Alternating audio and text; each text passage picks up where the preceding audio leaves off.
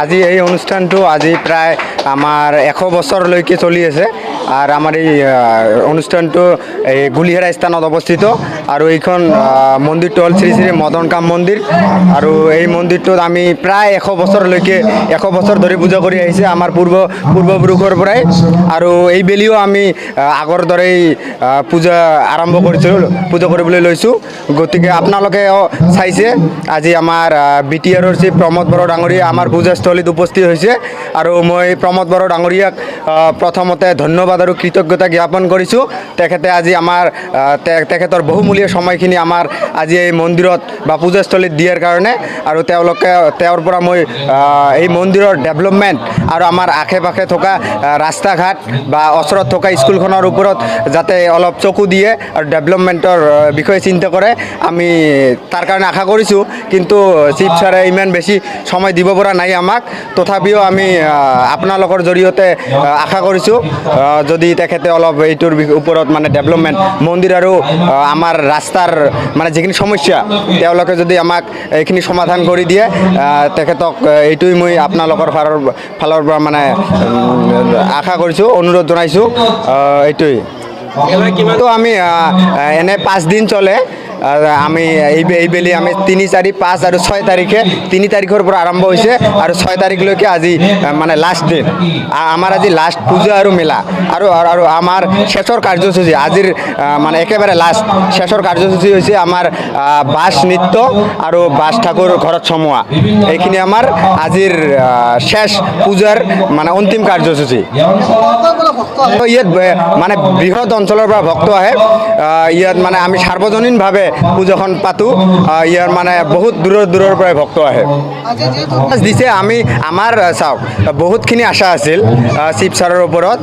তেখেতে আমাৰ মানে আধা আধৰুৱা হৈ থকা মন্দিৰখিনি আমাৰ কালাৰ আধৰুৱা হৈছে আৰু মাৰ্বল টাইলছৰ কামখিনি আধৰুৱা হৈছে লগতে আমাৰ ইয়াত মানে ভাল এটা মানে ডাঙৰ সমস্যাটো হ'ল আমাৰ ৱাটাৰ ছাপ্লাইৰ কামটো আমি ভাবিছিলোঁ সুন্দৰকৈ পাতিম মেমৰেণ্ডাম হিচাপে দিম কিন্তু ছাৰে ইমান সময় পোৱা নাছিলে আমাৰ প্ৰথম সমস্যাটো হ'ল মন্দিৰৰ মানে ভিতৰুৱা কামখিনি মানে মন্দিৰৰ ধৰি লওক কালাৰ আৰু আমাৰ টাইলছ মাৰ্বল পাথৰখিনি এইখিনি আমাৰ ফাৰ্ষ্টতে হ'বলগীয়া আছিলে মানে ক'বলগীয়া আছিলে যাতে এইখিনি আমাক ছাৰে দিয়ে তাৰপিছত ধৰি লওক ৱাটাৰ ছাপ্লাই আৰু আমাৰ কমিউনিটি হল এটা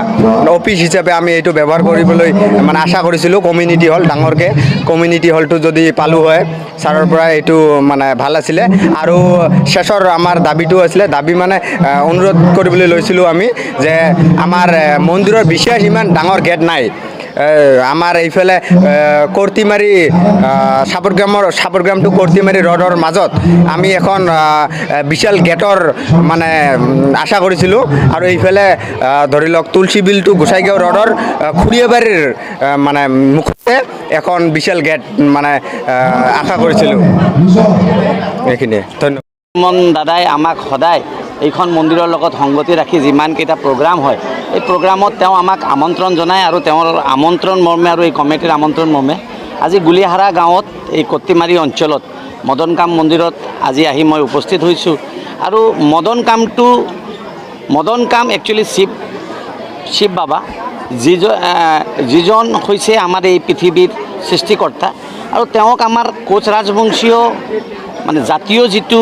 জীৱনৰ এটা তাৰমানে অংশ আৰু কোচ ৰাজবংশী মানুহবিলাকে যেনেকা গোসানী পূজা কৰে মদন কাম পূজা কৰে বিশ্বহৰি পূজা কৰে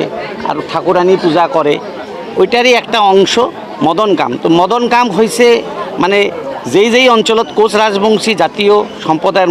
মানুষগুলো থাকে শিব মন্দিরক মদন কাম মন্দির হিসাবে মানে এক একটা মন্দির এক একটা অঞ্চলত গড় দেওয়া হয় আর মদন কামের মেন যে তার লক্ষ্য হয়েছে যে তার মদন কাম যদি সন্তুষ্ট থাকে ওই অঞ্চলত কৃষি এবং ওই অঞ্চলের সর্বাঙ্গীন উন্নয়ন সাধিত হয় এবং আমার হিন্দু সনাতনী সংস্কার হিসাবত মদন কাম আমার শিৱ দেৱতা সেই হিসাবত আমাৰ হিন্দু আৰু সনাতনী সংস্কাৰৰ লগত সংগতি ৰাখি যিমান সম্প্ৰদায় আছে চবে মানে ঠাকুৰ আৰু মানে ভগৱানক তেনে আৰাধনা কৰা বা নাম দিয়া মানে আলাদা কোনোবাই ৰামেশ্বৰ কয় কোনোবাই বিশ্বনাথ কয় কোনোবাই বৈদ্যনাথ কয় কোনোবাই কাশী কয় কোনোবাই ভোলে বাবা কয় আৰু ৰাজবংশী সম্প্ৰদায় মদন কাম বুলি অভিহিত কৰে। গতিকে মদন কাম আমাৰ সৃষ্টিকৰ্তা, আৰু এই সৃষ্টিকৰ্তাৰ যি বাৰ্ষিক ইয়াতে যে আজি যে তাৰমানে পূজা হৈছে, ইয়াত আহি মই বহুত আনন্দ উপভোগ কৰিছোঁ আৰু ঈশ্বৰৰ ওচৰত কৃপা কৰিছোঁ। কট্টিমাৰী আৰু এই গুলিহাৰা এবং গোটেই বিটিয়াৰ অঞ্চল এবং